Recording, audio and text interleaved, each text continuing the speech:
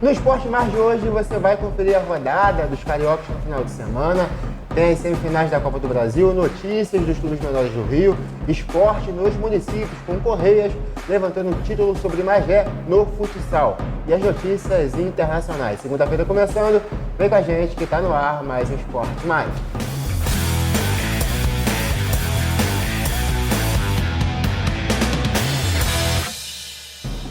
No ar mais um Esporte Mais, tudo certo, Maurício? Continua tudo azul. Tudo azul. Tudo azul. Jogaço, hein, final de semana. De jogo. Jogaço. Sorte de campeão, hein? Pois é. Sorte Pois de é, campeão. já é campeão. Maurício, mas a gente vai começar o esporte hoje de um jeito diferente. Pietra Medeiros, jogadora do Taboão Magnus, morreu no fim da tarde do último domingo, aos 20 anos. Ela estava internada havia mais de 10 dias com diagnóstico de hepatite autoimune. A atleta realizou um transplante de fígado nesta semana, mas não resistiu. O Taboão Magnus, Pietra foi campeã da Libertadores Feminina de Futsal de 2022. Notícia muito triste, né, Maurício? Nova, talentosa. Primeiro, pela idade. Verdade. Primeiro, que a gente não deseja isso para ninguém e principalmente para um jovem talento, né? Uma menina que vinha despontando no futsal nacional, já era observada com muita atenção até para uma seleção principal, né? Verdade. E, infelizmente, o futsal, como disse o grande craque Falcão, o futsal está de luto. É verdade, de luto. E aqui o meu carinho à família da Pietra. Com certeza. Bom, Maurício, vamos falar de Série B. O Vasco completando 124 anos de história. Parabéns à instituição do Vasco da Gama. Porém, dentro de campo não vive o seu melhor momento. O Maurício perdeu para o CSA, vice-lanterna da Série B, por 2-0 na última quinta-feira. E pega agora o Guarani na quarta-feira, aí tentando manter a distância da Tombense no G4 da Série B. O Vasco muito mal, né, Maurício? O time não consegue manter aquela oscilação, o time vem oscilando, não é um bom visitante, ou seja, é um bom visitante para quem recebe. Para quem recebe. Porque o Vasco quase não ganha jogo fora de casa. E aí o Vasco teria que estar com aproveitamento 100% em São Januário para estar mais tranquilo. E não é isso que está acontecendo. Sim. E realmente preocupante. Agora, lembrando, né, eu fiquei confuso até esse jogo aí antecipado, né? Sim, esse jogo foi de quinta. Porque o Vasco teria... Eu fiquei esperando Bahia e Vasco. Bahia e Vasco é só domingo, né? Eu fiquei até confuso. Então é uma semana muito importante. Tem que pegar esse jogo em casa, tem que vencer ou vencer. Tem que vencer. E depois vai pegar o Bahia fora de casa. E aí, meu amigo, não pode dar mole de novo, porque nós temos hoje aqui o Tombense meio no cangote, 36 né? pontos. 36 pontos. O Londrina com 35. Quer dizer, não é uma situação que o Vasco já está... É diferente. O Cruzeiro, que tem 54 pontos, são 18 pontos para o quinto colocado. Então, o Cruzeiro, assim, praticamente encaminhada já a subida do Cruzeiro. O Grêmio está aí pelo menos 8 pontos à frente da Tombense, mas o Vasco está 6. Uma derrota e uma vitória da Tombense e está ali, ó, colado no cangote. É verdade. Bom, Vasco aí completando 124 anos de história e a gente confere a celebração do time, da diretoria, comemorando esse dia histórico do Vasco. Exatamente. A gente aproveita para parabenizar e dizer o seguinte: uma instituição com a tradição, com a história bonita do Vasco, inclusive do lado assim social e uma torcida gigantesca, não pode ficar passando mais pelo que passa. É verdade. Roda aí, Vitor, por favor, a celebração de 124 anos de história do Vasco da Gama.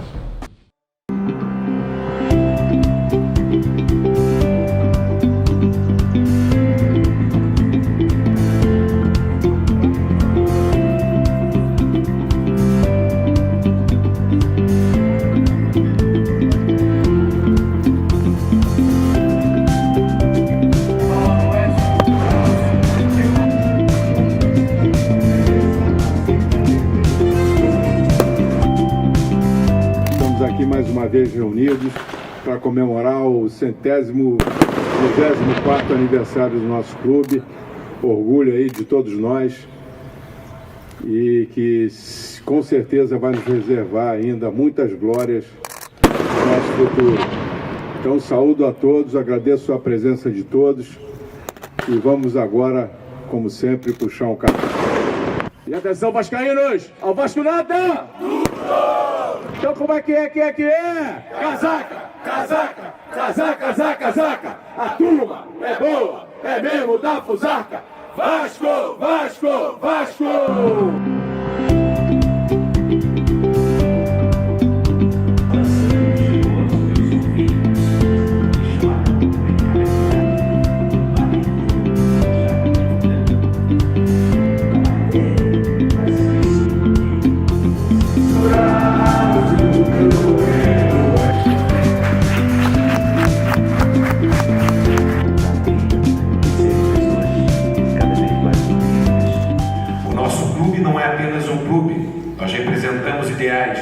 Nós representamos uma história que é a mais linda do futebol. Nós temos muita responsabilidade em manter a nossa bandeira tribulando durante muitos e muitos anos, honrando e respeitando aqueles que vieram diante de nós e seguindo com a nossa missão de sempre tratar todas as coisas com respeito, igualdade, inclusão. E o Vasco da Gama é isso. O Vasco da Gama é uma família. Muito obrigado a todos. Feliz aniversário ao nosso glorioso clube.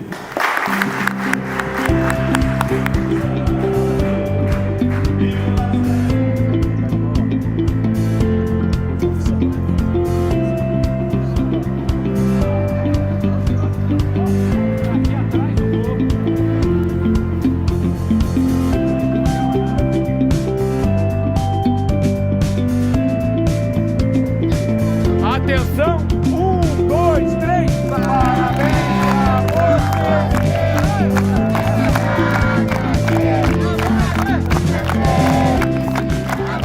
Vascaínos, ao Vasco nada! Tudo! Então como é que é? Casaca, casaca, casaca, casaca, casaca! A turma é boa, é mesmo da Fusarca! Vasco, Vasco, Vasco! Bom, agora a gente confere a rodada dos outros cariocas aí pela Série A do Brasileirão. Começando pelo Fluminense, que goleou o Curitiba em casa. O Fluminense com a vitória é vice-líder do Brasileirão, 5-2, vitória muito tranquila do Fernando Diniz, que agora soma 2 vitórias consecutivas depois da derrota para o Internacional. Os gols foram marcados por Caio Paulista, John Arias, Natan e William 2 vezes. Fizeram aí para o Fluminense. Aleph Manga e a lei do ex com o Egídio. O Egídio fez um golaço de falta, gol bonito. Os 2 gols do Curitiba foram bonitos, o do Aleph Manga também. Marcaram aí pro Coxa. O Maurício Fluminense chega a 41 pontos. O Flamengo tem 40, tem um jogo importante agora contra o Botafogo, clássico. Apesar do Flamengo ser muito favorito, é um jogo difícil. Porém, se o Botafogo aprontar, o Fluminense tem uma chance aí de vencer o seu próximo jogo, que agora eu não me recordo por quem é, mas tem aí uma chance de se distanciar, pelo menos do Flamengo, e quem sabe diminuir essa distância aí para o Palmeiras em caso de derrota ou de empate, como foi nesse último final de semana, empatando contra o Flamengo. Olha, eu vou te falar já quem é que o Fluminense perde. Eu tenho uma ligeira esperança. Ligeira esperança. Não, ligeira, não ia falar esperança não. Suspeita confirmada. Sabe quem que o Fluminense pega? Lembrou? Ah, quem? O líder. Sabia. O líder. Fluminense Palmeiras, sábado que vem. Quem, na verdade, fica de olho nesse jogo é o Flamengo. É o Flamengo, exatamente. O Flamengo torce por uma vitória do Fluminense. Porque mesmo que ele continue atrás do Fluminense, ele vai estar um pontinho. E tem um Mas ele compromisso volta a também. reduzir, se ele ganhar o Botafogo, a diferença para o Palmeiras seria de 6 pontos, que é a meta que o Flamengo tinha nesse final de semana. Mas, vamos lá. Eu falo aqui, e continuo repetindo, para mim o campeão será o Palmeiras ou o Flamengo. Mas o Fluminense não vai se pautar por Maurício Aragão, nem por nenhum outro comentarista. O Fluminense tem que se pautar por ele.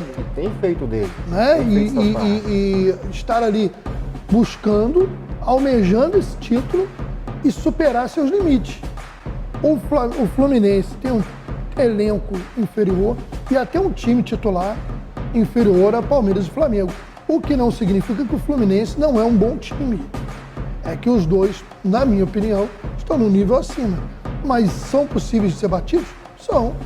É impossível? Não. O campeonato ainda está em aberto e o Fluminense tem que jogar. 15 rodadas ainda. O Fluminense tem que jogar toda a partida como uma decisão. Essa é a realidade. O que o Fluminense não pode fazer é se dar o luxo de botar time misto ou reserva, igual o Flamengo às vezes, geralmente tem feito e o Palmeiras às vezes faz. Porque o reserva do Fluminense não tem o mesmo nível para segurar a onda do time titular. E isso é que pode pesar numa reta final de campeonato. O Fluminense tem mostrado competitividade mesmo quando sai atrás do placar, exceto contra o Internacional, que nada deu certo, nem o primeiro. Foi um ponto fora da curva, né? Fora da curva, o próprio Diniz citou isso. Mas, por exemplo, contra o Goiás virou o jogo, contra o Fortaleza na Copa do Brasil, o Fluminense saiu perdendo de 2-0 no primeiro tempo, onde nada deu certo, o Fluminense jogou muito mal. No segundo, indiscutivelmente, o Fluminense foi muito melhor, empatou o jogo e conseguiu a classificação. Contra o Coxa, as coisas voltaram ao normal, o Fluminense voltou a ganhar. O que dá a entender que o Fluminense pode se manter, e não para ser campeão, mas para quem sabe ficar entre os 4, conseguir uma vaga direta na Libertadores. Hoje, se ficar entre os 4, um objetivo muito possível de ser alcançado. Sim. Pela pontuação e pelo jeito que o time vem jogando. Agora, eu acho que o Fluminense tem que ter uma certa ambição, sim. E tá tendo, né? De buscar o título. Quando eu vi outro dia um jogador do Fluminense, que agora me fugiu Natan, Fred. Que foi no... O Fred falou que o Fluminense ia bater campeão antes, né? Que participou de uma mesa redonda e perguntaram, você acha? Eu falei, não, a gente tá brigando para ser campeão. Eu acho que e a postura tá certa. É possível, 8 é verdade. De diferença. Bom, vamos assistir a entrevista do pós-jogo do técnico Fernando Diniz falando sobre o que ele achou da partida e sobre o atacante Michel Araújo. O Michel tá com a gente treinando. Mas ele voltou do mundo árabe e ficou lá uma temporada, que é um futebol semi-profissional. E ficou também um tempo parado em casa, então ele voltou com desnível físico, técnico, tático em relação aos outros jogadores. Eu tive essa experiência também quando eu joguei no Catar, a gente volta para cá defasado em relação àqueles caras que estão aqui. Ele foi recuperando a forma e hoje ele estava em condições de entrar no jogo, como já estava contra o Fortaleza, também até pensei em colocá-lo no jogo. Mas no jogo eu achei que não devia mexer muito naquela partida. E teve uma atuação meio que perfeita pelo tempo que ele jogou. Deu tudo certo. Mas não é porque deu tudo certo, porque deu uma assistência, 2 assistências, porque se a gente for depender disso, vai exigir dele que ele faça isso sempre. Ele entrou e foi bem por conta que ele está constantemente agora melhorando os treinamentos e igualando o nível dele. Vai brigar por posição com todo mundo, assim como o Natan. São jogadores de nível muito alto. E o Michel, de maneira especial, era um jogador que eu gostava muito aqui no Fluminense. Então ele chegou, ele teve proposta para ser emprestado. 2 vezes eu conversei com ele, que se ele tivesse muito desejo de sair, eu até cederia, mas ele falou, não, quero ficar. Então é muito bom poder contar com ele, é um jogador que agrega muito. A outra pergunta foi em relação ao que eu achei do jogo. Eu acho que é importante. Acho até que o jogo de quarta-feira foi um jogo em relação à confiança até mais importante do que esse. Foi um jogo que a gente soube jogar sob condições adversas. O time mostrou maturidade, mostrou muita força para poder reagir, não se descontrolou em nenhum momento. Então, e hoje eu acho que soma um pouco mais daquilo que foi na quarta-feira. Acho que a equipe vai chegar em condições muito boas para fazer um bom jogo na quarta. Agora o jogo mais esperado da última rodada, Palmeiras e Flamengo. Maurício, o Flamengo foi com o time reserva, o Palmeiras colocou seus titulares. O Palmeiras sofreu no primeiro tempo, viu o Vitor Hugo fazendo um bonito gol, inclusive, subiu muito de cabeça, abrindo 1-0. O Palmeiras teve que ali colocar um pezinho, digo o pé no chão, porque de certa forma o Palmeiras era superior até certo momento contra o Flamengo, porque o Flamengo estava com o time reserva. Teve que colocar o pezinho no chão, colocar o Rafael Veiga um pouco mais atento no jogo, a sua zaga um pouco mais atenta para não tomar um segundo e terceiro, porque, na minha opinião, o Flamengo jogou mais. Se tivesse entrado com o time titular, poderia ter ganho. Assim como o Palmeiras, como você mesmo disse, se o Flamengo fosse o time titular, o Palmeiras poderia ter entrado com um pouco de mais garra, poderia ter ganho também. Então fica essa dúvida aí nesse jogo, quem é que poderia ter ganho. O importante é que deu empate, o Fluminense se beneficiou desse jogo. Bom, vamos lá. Eu acredito que o jogo evidenciou mais uma vez que são os dois melhores times, né? E que o Flamengo é um time que tem mais força ofensiva do que o Palmeiras. E mais fôlego também, né? Mas temos que analisar o jogo, foi um jogo de muitas alternâncias. 15 minutos de sufoco total do Palmeiras, Sim. onde o Flamengo não conseguiu jogar, mas o gol não saiu, o Palmeiras começou a dar espaço. Aí o Flamengo começou a criar, equilibrou as ações. Discordo de você, respeito, mas discordo que o Flamengo estava melhor, porque o Palmeiras até então, para mim, merecia mais ter feito o primeiro gol do que o Flamengo. E no segundo tempo, o Dorival demorou, de repente, a começar a colocar o pessoal para sacudir o jogo.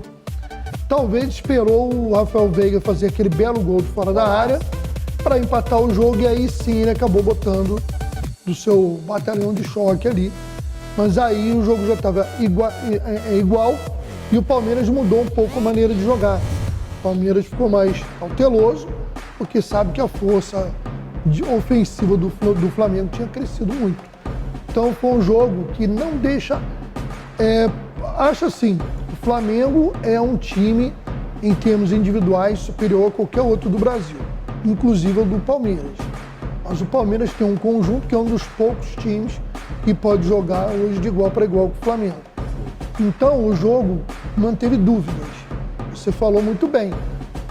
Parecia isso, parecia aquilo. Na verdade, o jogo manteve a dúvida. Porque é lógico que quando se viu o jogo nesse domingo, já se vislumbrava uma possibilidade deles voltarem a se enfrentar numa final de Libertadores, que ambos são favoritos nas semifinais. E aí? E aí eu não arrisco dizer nada. Porque em um jogo só, meu amigo, em um jogo só não dá pra tu dizer. Os dois times têm muito repertório. O Flamengo, quando não vence ganhando de goleada, sabe equilibrar o jogo. O Palmeiras tem bola parada, o Palmeiras Exatamente. tem o chute de fora da área, quando dois caras chutam muito bem. Os laterais. Então, Jogo de repertório. o Flamengo é uma avalanche muitas vezes, né? A gente sabe disso. Então, se tudo caminhar para dar a lógica, que é Palmeiras e Flamengo, né, vai ser um jogo terrível. Em dezembro a gente vai ter uma Para eles. Vai ter uma Pra novidade. gente que não é nenhum deles. O Botafogo continua se movimentando fora de campo com contratações, mas o rendimento do time dentro de campo não é o mesmo.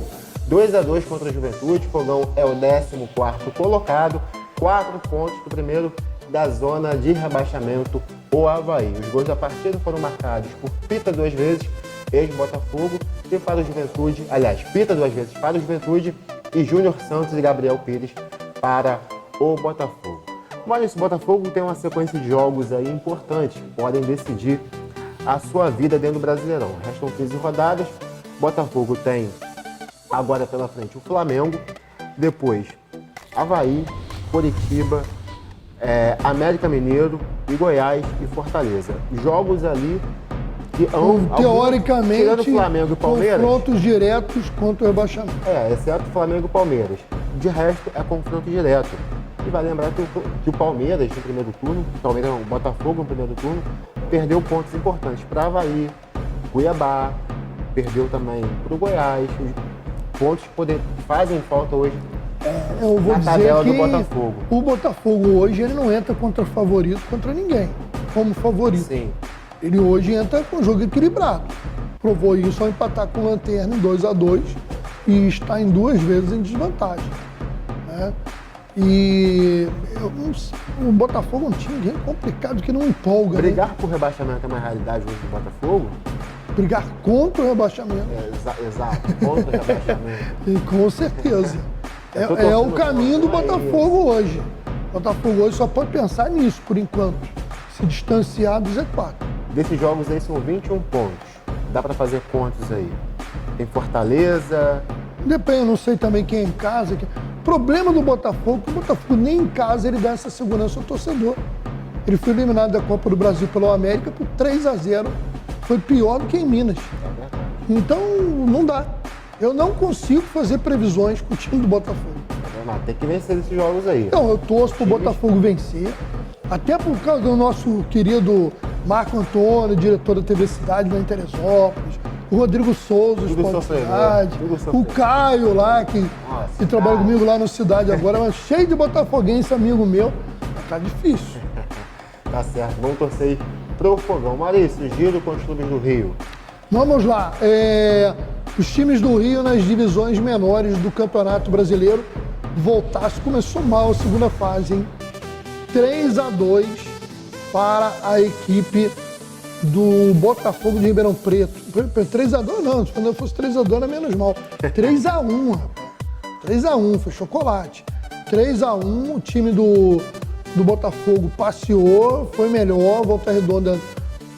E o Volta Redonda vive um momento em que ele tem duas frentes decisivas. Porque no meio de semana, a gente vai falar daqui a pouco, ele decide a volta para a elite. Eu não sei nem se o treinador poupou o jogador pensando nessa decisão. Porque hoje, para o Volta Redonda, era mais importante o jogo de quarta-feira pela final da Série A2 do que o brasileiro da Série C. Nesse momento, né? Então, bom, vamos lá. De qualquer maneira, Volta Redonda perdeu na estreia para o Botafogo de Ribeirão Preto 3-1. A Portuguesa, no brasileiro, perdão, da Série D, jogou o primeiro jogo das quartas de final em casa e empatou 1-1 com o Amazonas. Agora vai jogar na casa do adversário e a pressão da torcida vai ser grande, porque o Amazonas ele é meio parecido com o Cuiabá. Ele não era um time que foi criado há alguns anos e ocupou o espaço dos clubes tradicionais lá de Manaus.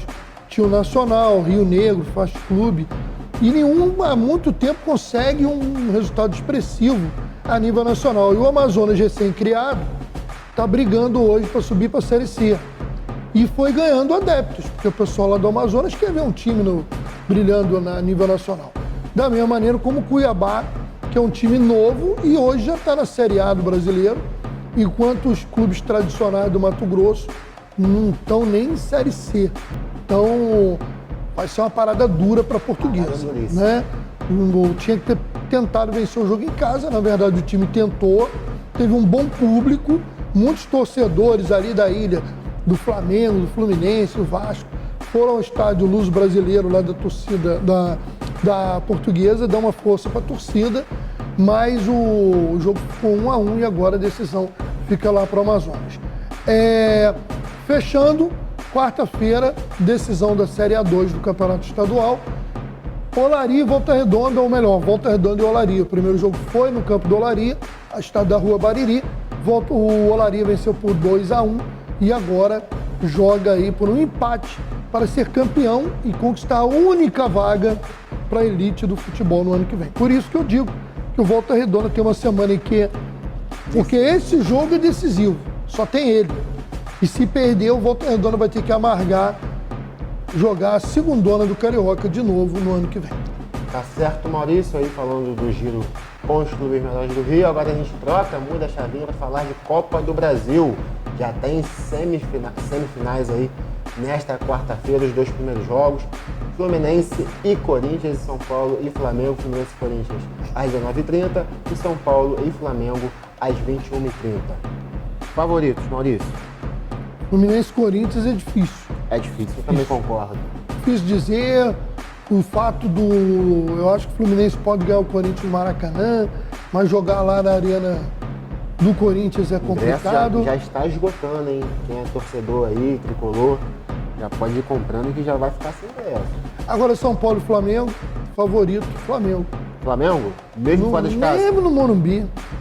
Tá quase flamenguista, mano. Não, eu sou só realista. Uma coisa é o que eu torço, outra coisa é o que eu vejo de futebol. Tá certo. Vamos aguardar. Jogos importantes. Você já ouviu às vezes você falar uma coisa e querer que não aconteça? Jogos importantes aí pra gente ficar junto. Desce aí, por favor, Rodrigo, pra gente continuar. Já falamos de Copa do Brasil. Agora a gente chega com o giro dos municípios para falar de Magé. Magé e Petrópolis, né? Mas o título ficou numa das cidades. Sim. E ambas têm a nossa cobertura aqui, né?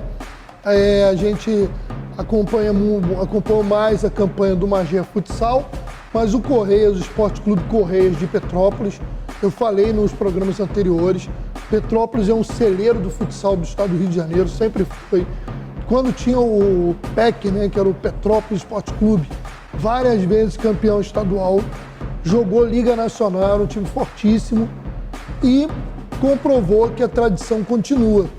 Um jogaço lá na Barra da Tijuca, lá no Velódromo, né, o jogo, a gente vê lances aí da partida, um jogo em que, quando estava 4-2, o Magé Futsal tentou aquela estratégia de desespero, botar o chamado goleiro linha para tentar diminuir o placar e buscar um empate, porque não havia vantagem para ninguém. Então o empate levaria pelo menos para prorrogação. Mas nessa de tentar diminuir, o Petrópolis aproveitou muito bem, fechou a conta em 5-2 e também merecidamente o time do Correias foi campeão. Foi uma grande final, os dois times jogaram muito futsal, mostraram aí que o interior do Rio de Janeiro pode voltar a ser um destaque.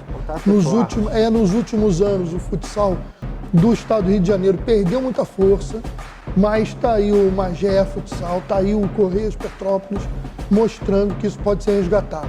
Eu tenho muita saudade do tempo em que, por exemplo, nós somos de Teresópolis, né, Isaac? Teresópolis teve time que jogou Liga Nacional, foi campeão estadual em cima do Petrópolis, tinha uma rivalidade absurda, boa rivalidade, uma rivalidade de dois grandes times. Então, e o futsal do Rio de Janeiro foi perdendo espaço. Hoje, né, com a volta dos times fortes do interior e com um time de camisa, hoje tem o Vasco, tomara que volte o Fluminense, o Botafogo, o Flamengo. Quantas vezes nós vimos no ginásio Pedrão, Teresópolis fazendo jogaço contra o Flamengo e o Vasco no futsal. Então, e tomara que isso seja retomado, porque o futsal do Rio sempre foi muito e vinha perdendo espaço nos últimos anos. Parabéns aí ao Correias, campeão. E outras notícias das outras cidades a gente reforça na próxima edição.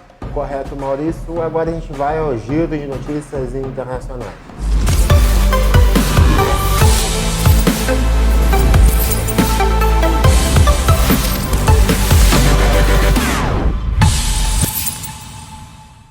Maurício, Casemiro, volante brasileiro, está de saída do Real Madrid, um cara que ganhou muitos títulos espanhóis, Champions League, Mundial de Clubes, ídolo da torcida, tem uma influência muito grande dentro do Real Madrid, era um dos líderes dessa era vencedora dos últimos 10 anos do Real Madrid, está de saída para o Manchester United. O Real Madrid tem feito essa renovação, né, quando ganha alguns títulos seguidos em seu clube, o técnico também participa, então o Casemiro está de saída. Real Madrid com certeza vai sentir muito a sua falta. Maurício, estamos juntos mais uma vez, obrigado. Só falar rapidinho aqui, 30 segundos. Fique à vontade. Eu falei no início do programa que foi sorte de campeão o jogo do Cruzeiro, porque foi um jogo muito duro, o Grêmio em alguns momentos estava superior, o Cruzeiro equilibrou em boa parte da partida, mas o segundo gol do Cruzeiro, o Rodrigo deve estar rindo do lance dos caras do Grêmio, né? Porque aquela trombada do goleiro com o zagueiro do Grêmio, nem o Rafa Silva acreditou que ia fazer um gol tão fácil, né? Que há muito tempo que não viu atrapalhada. Quem não gostou foi o Simval, o nosso amigo lá, o colega. Grande Simval, o gremista lá de Teresópolis.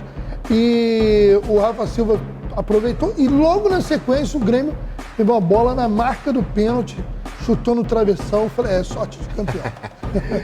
Maurício, tamo junto, obrigado a você mais uma vez, a você de casa também pela sua audiência. Equipe técnica, fiquem com Deus e até o próximo Esporte Mais. Tchau, valeu. Tchau.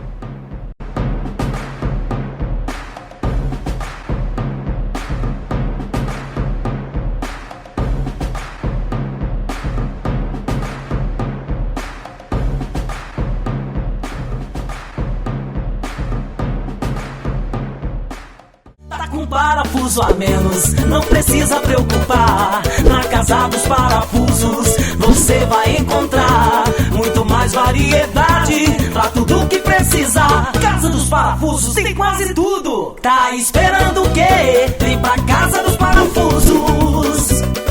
Avenida Dedo de Deus, 229, Loja 1, Centro de Guapimirim. Telefone 2632-4836. Casados Parafusos.